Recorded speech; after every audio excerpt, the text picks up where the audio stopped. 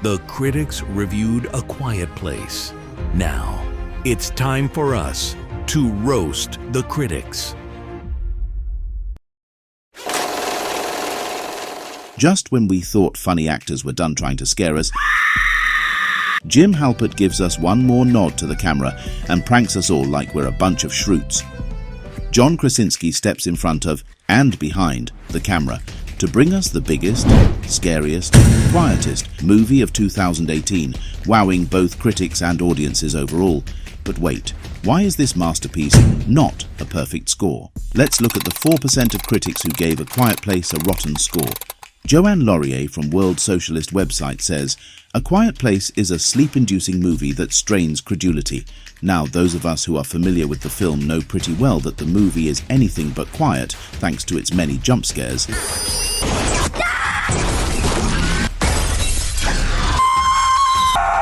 It's good to know that as a movie critic, she's sleeping on the job. Joanne goes on to say, family is the be-all and end-all, and love of family is the cure-all. Wow, someone isn't looking forward to Thanksgiving. Where there's love, there's family. Of course, that's the message, woman. The film's central focus is the family.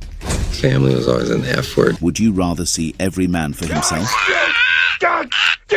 Moving on to PJ Nabarro. From Patrick Nabarro. He says that after a promising opening, the holes in the film's conceit and its general flimsiness become increasingly problematic. By plot holes, he's certainly referring to the implausible scenario where a family has survived this long without making a sound of any kind. But this film is a what-if scenario, not unlike The Little Mermaid. Obviously, mermaids don't exist, at least that's what the government tells me, but what if? Sure, no one can actually go years or even days without making a sound. What's to account for upset tummies, explosive diarrhea,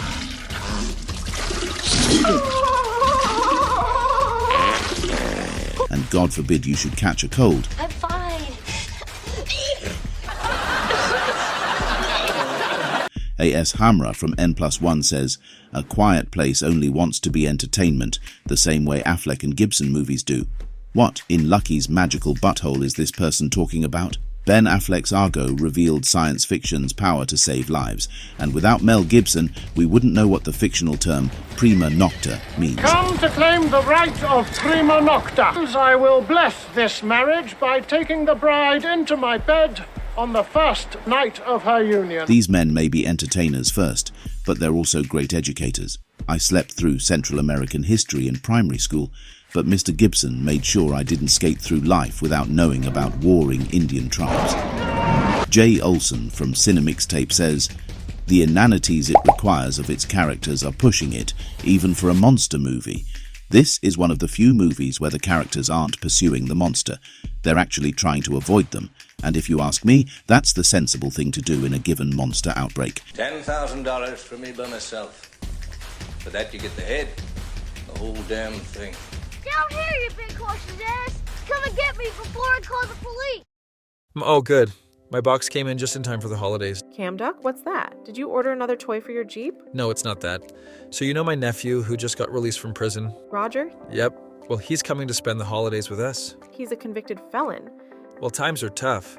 He stole the K from a Kroger sign. He wanted people to think the store was named after him. But not to worry. This little doohickey will catch his every move. How so? You see this black screen? There's a hidden camera behind it. So what's with the 2 USB ports, the Type-C port, 4 regular plugins, a security piece, screw, pick, and SD card? I love having normal everyday conversations with you. So all you do is plug it into the wall? That's it, and it looks inconspicuous. But what's that extra thing sticking out?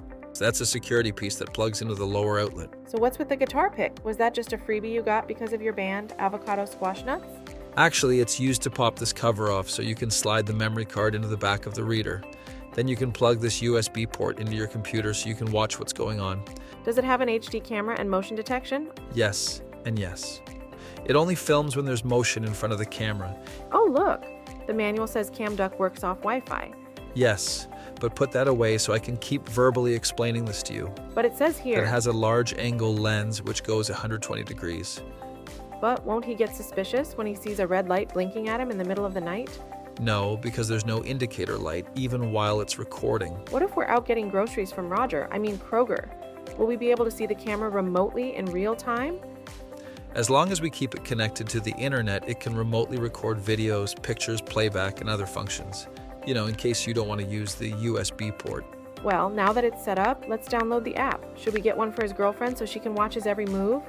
Absolutely. But let's get a few of them so all his girlfriends can have one. Just click the affiliate link below to purchase your CAMDUCK. Wait, what are you talking about? Affiliate link? You're acting like we're being watched. Don't worry, just go with it. Use the affiliate link. It helps the channel grow. Your nephew's here. Quick, hide the toothbrushes. No need. I've already got CAMDUCK set up in the bathroom. Oh, good. That's a relief. Wait, ew, gross. Now, do you want to watch that in 1080p or 4NP? Cole Smithy is perhaps the harshest critic, going out of his way to convince people not to see A Quiet Place. He says, "Don't believe the hype." Let's stop there. Anytime someone says these 4 words, they're essentially admitting that they are in the minority, that they're right, and virtually everyone else is wrong.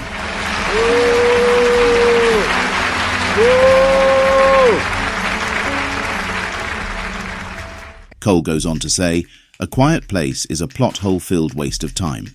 Scary? Not even close. The groupthink virus continues to consume so-called critics, which in effect means that he was one of the few critics who was spared this ghastly mental disease. This is a man who clearly rolls joints for his farm horse. He simply cannot get off his high horse. If we gave out awards for the funniest reviews, Sean Burns from Splice Personality would be a shoo-in for that honor. Sean says, if he loved his family so much, referring to John Krasinski's character, he would have pulled out. He has a point. I mean, what were they thinking bringing a baby into this post-apocalyptic world? It's bad enough entrusting the survival of a baby in our current world.